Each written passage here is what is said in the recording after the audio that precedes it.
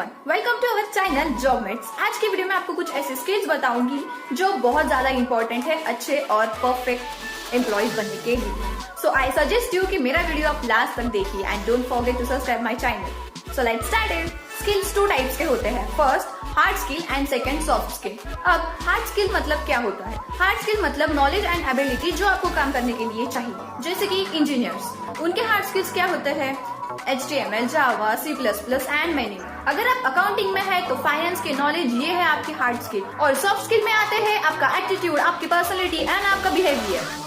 अगर आपको hard skills आते हैं तो बस इतना ही काफी नहीं, आपको सॉफ्ट स्किल भी आना बहुत ज्यादा जरूरी है।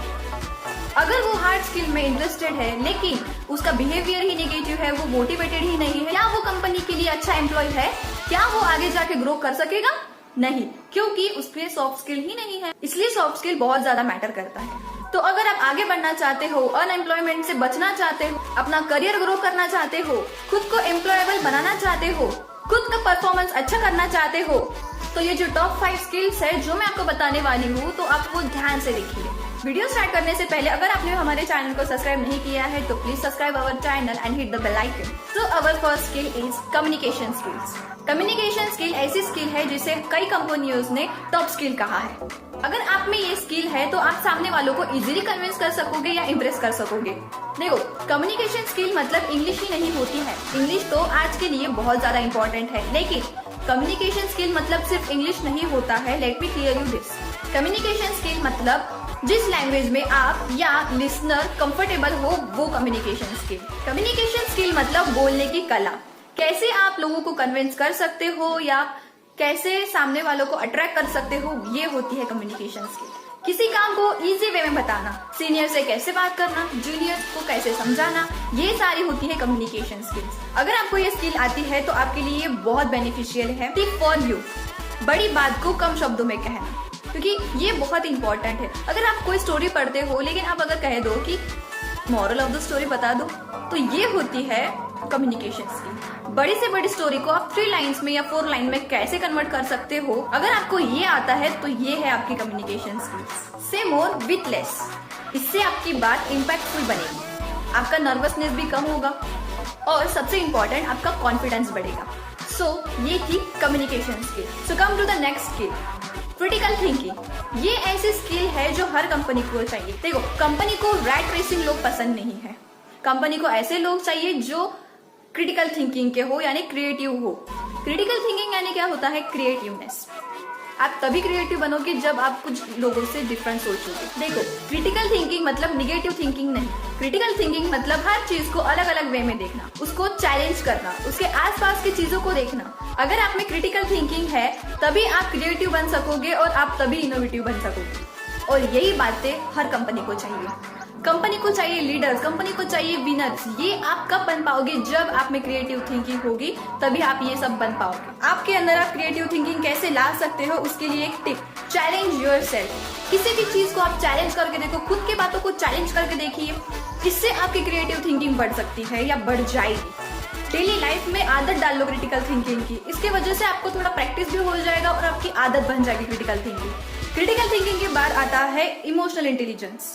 देखो, अगर आप सारी चीजों में एक्सपर्ट हो, आपको सारी चीजें करनी आती है, लेकिन आपके इमोशंस पे आपका कंट्रोल नहीं है, तो आप अच्छे एम्प्लॉय बन नहीं पाओगे कभी। छोटी से छोटी बात को आप निगेटिव हो जाते हो या हाइपर हो जाते हो, गुस्सा करने लगते हो, ये सारे अगर चीजें आपके साथ होती है तो आप ये अच्छे एम्प्लॉय बन नहीं सकते। आपको इरिटेशन होता है या आप गुस्सा करते हो, फ्रस्ट्रेशन निकालते हो, अगर आप में ये सारी चीजें है तो आपकी जो हार्ड स्किल्स है उसको किसी काम की नहीं।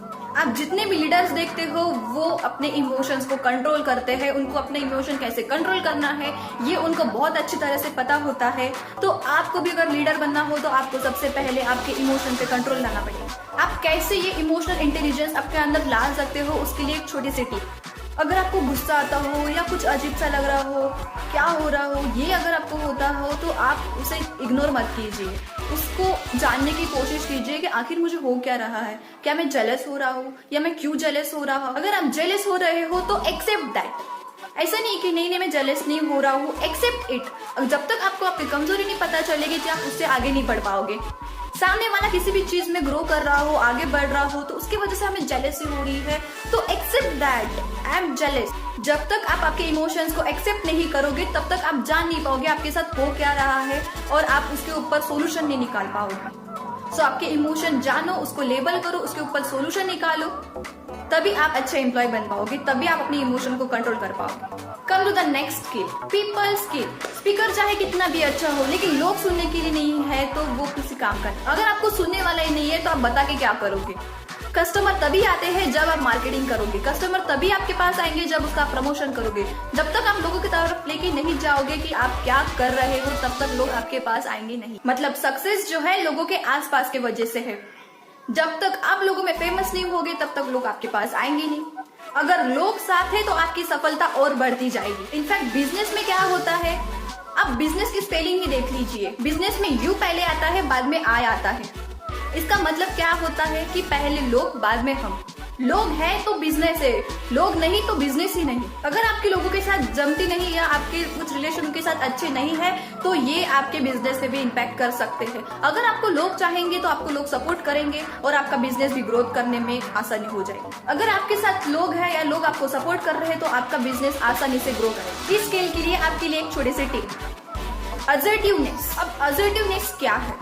अगर हमें किसी लोगों की बात सही नहीं लगी या गलत लगती है तो हम कभी कभी चुप हो जाते हैं, उस पर आवाज उठाते हैं। तो आपको करना क्या है? या आप गुस्सा करने लगते हो या आपका सारा गुस्सा उन पे निकाल देते हो। चुप रहना या गुस्सा करना ये इसका सोल्यूशन नहीं है। अगर भड़क जाएंगे तो रिलेशन खराब कर देंगे और सहते जाएंगे तो खुद का नुकसान करेंगे, उस जॉब को एंजॉय नहीं कर पाओगे। तो असर्टिवनेस मतलब क्या होता है कि अपनी बात को कहना भी है लेकिन किसी को हर्ट नहीं करना या निगेटिव वे में नहीं बताना। अपनी बात को आसानी से और पॉजिटिव वे में उनको बताना। अगली स्किल है प्रॉब्लम सॉल्विंग। ऑर्गेनाइजर्स को रोने वाले लोग नहीं चाहिए। भाई मेरे घर में ये प्रॉब्लम थी, मैं यहाँ गया था, इसकी वजह से मैं ये नहीं कर पाया, या मैं ये नहीं कर पाया, मैं सॉल्व नहीं कर पाया प्रॉब्लम्स। ये लोग ऑर्गेनाइजेशन को नहीं चाहिए। हमेशा कंप्लेनिंग करने वाले लोग कभी आगे नहीं बढ़ते।